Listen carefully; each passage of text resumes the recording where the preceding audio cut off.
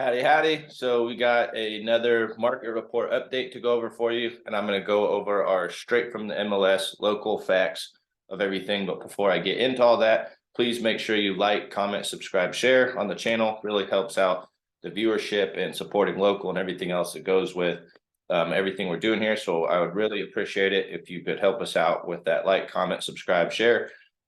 Think of who could benefit from this, seeing this, just to stay up to date on the real trends, what the data is saying about our market, and then I'll show you some commentary and opinion and some of the things I see from there, from the trenches of working with people in real time in real estate on everything. But with all that, I'm going to go ahead and just start sharing my screen, go straight to the data on everything.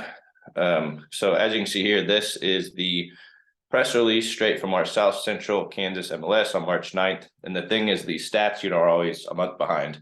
It's March 9th right now, but we're going over February stats. But if anything, what I want you to study and understand about our market is the trends of everything and really get a real feel for what's going on in the market, not the sensational headlines, not what your friends and family are telling you, not the popular opinion, the real facts of the situation. So let's go ahead and get on into some of this. If you want this 23-page report, I'd be happy to send it to you.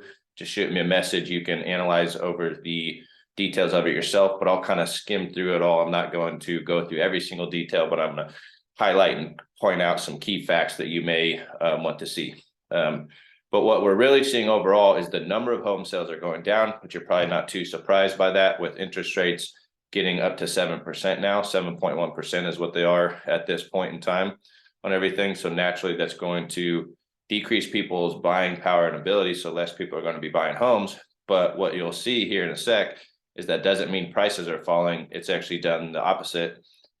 Prices are actually increasing. And I'll show you from the data and the stats and the facts of it all. But we're down 13% as far as number of home sales in February of this year compared to last year. Now, this is a big thing to take in consideration, that these previous years of real estate have been historically astronomically better than every other year. So if we're only down 13% compared to the best market in real estate we've ever seen, that's really not that big a deal, to be honest with you. It's kind of like we're returning back to normal appreciation and normal situations on everything. It's just not quite the, madhouse that it used to be. And in some ways, good realtors, buyers, sellers are okay with that, because it was so frantic and crazy that it was kind of hard to operate, to be honest with you. But just some more key things to point out is that, yes, units of sales are down, but if you look like average sale of price of existing homes was 212,000, that's an increase of 14% in price from February of last year of 186,000. So even though home sales went down right there, that showed you home prices increased by 14%. i.e. appreciation by 14%. And so I know a lot of rhetoric or commentary I'm getting from people is just, oh, things are getting too expensive, it's costing too much. That's what it's supposed to do. That's what appreciation looks like. That's how your house goes up in value. And so we need to not look at this as like, oh, it's a bad thing and the sky is falling. Like, this is a very good thing. This is how markets move forward, but they need to do so sustainably, responsibly, feasibly on everything, and not have hyper appreciation to 20, 25, 50%. Because that's not sustainable. You can't continue that, because even 14% is higher than usual, because usually about 6 to 8% is what the real estate market appreciates, price wise. So you got to look at that from an overall perspective, and again, this is an overall perspective on everything. If you want a more specific case by case scenario, your house, your neighborhood, anything like that, I have to get much more granular into just the data of where you're at, because I could give you these broad market, strategies and perspectives, but in a lot of ways that doesn't entirely serve you, unless you just want to kind of keep in touch with what's going on here. If we really want to get down to see what's possible for you, I got to get way more specific in there and kind of do surgery on your specific situation to see where the data, where the numbers come in at for you personally. So if you do want that, shoot me a message, reach out. I'd be happy to provide that for you. No obligation, no charge. You're free of service, just to provide the data and the facts, so I can be an option when you are ready to do something. I'll be there for you. So anyway, contracts are down. Activity is down and prices up. The one thing that is a silver lining, though, is that the inventory of active listings is at 1,002 units, which is up from 576 units in February of last year. That's still really low, 1.2 month supply, but it's almost double the amount of houses we had last year at this time on everything. So we're getting more houses to come to the market. I'm gonna breeze by this guy real quick and get straight to the data facts. But one thing I want to point out from this map, if you look at like history of closed listings, we're very seasonal, and all of this follows a spring and summer activity level, and fall and winter falls off, and spring and winter falls off, even through a pandemic, even through interest rates, even through everything that's been going on last year. Look at the trends year over year over year over year over year over year of when people buy and sell and when things happen. So even in the middle of pandemic, even in the middle of low interest rates, everything else going on, we really didn't see that drastic of a change in houses being sold and number of units sold within Wichita. So when I say, and you hear people say this, like Wichita is a very stable real estate market, this is proof right here. If you look at this, as far as our stability goes for following a trend of real estate of up and down, up and down, up and down into the spring, in the summer. And some people ask, like, is the spring and the summer the best time to sell? You know, and this is where you're going to hear this from every realtor all the time. Oh, it's a great time to buy. It's a great time to sell. Like, how can it always be a great time to buy and sell? I'm not going to push that, BS that a lot of agents push.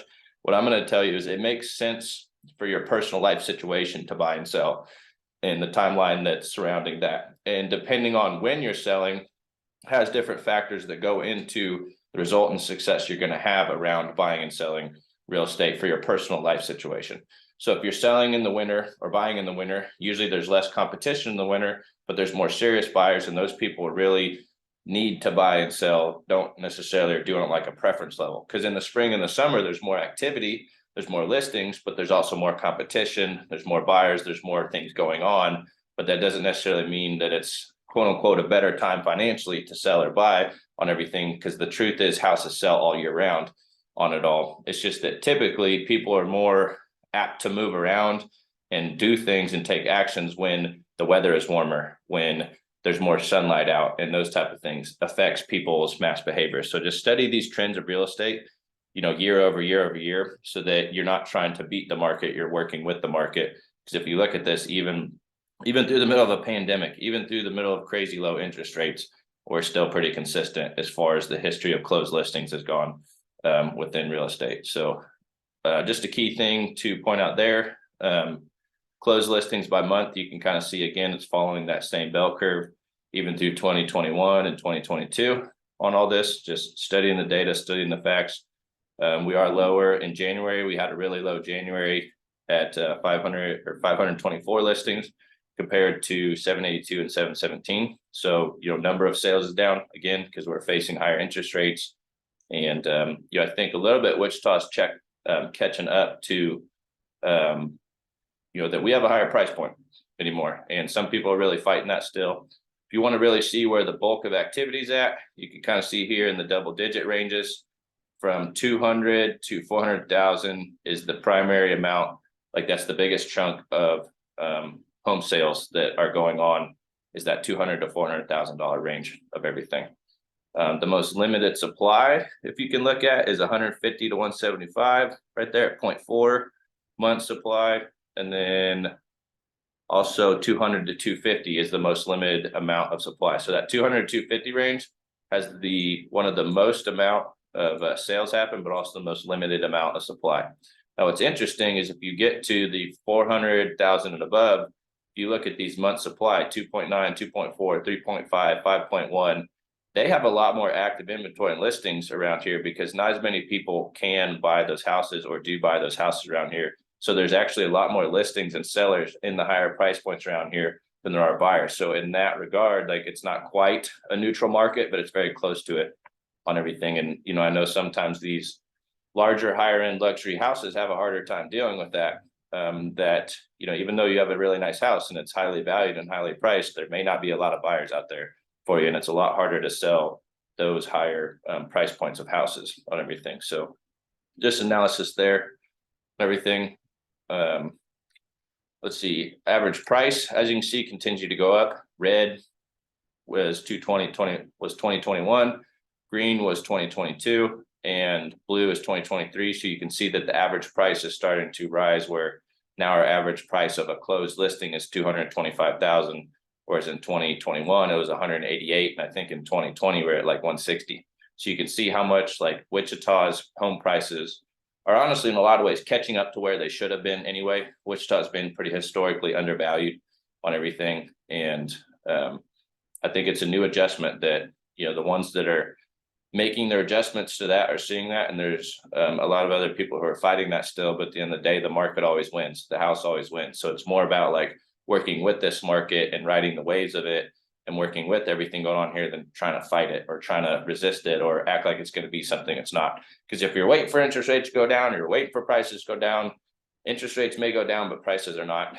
on everything. So waiting is really just stalling or delaying a decision, or just denying that you really even want to do that. So usually when people say I'm waiting for prices to go down, I don't hold my breath, and I tell them not to either. And it just kind of shows me like you're not that serious. You just don't have that big of a life situation going on that, you know, you really want to do this or not.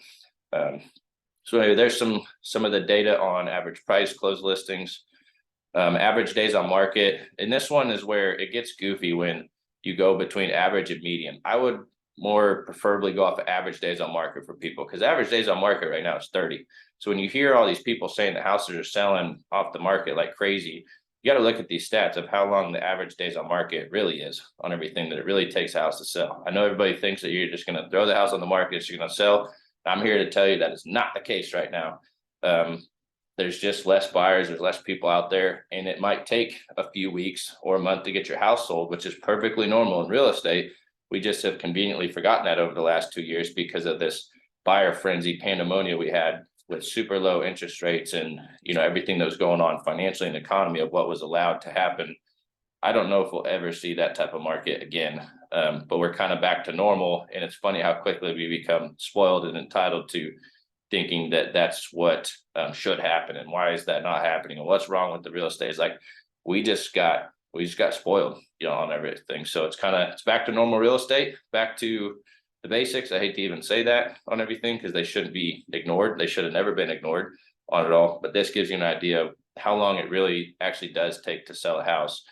And that if you price them right, if you list them well, they sell well, or, you know, it will sell within the next 2 to 3 weeks, as long as it's a quality house and it's priced well and everything like that. So, you know, in our modern hyper paced microwave age, like houses don't sell, you know, in an hour or two like they do other things that you might be used to selling on everything. So you kind of got to be a little more patient.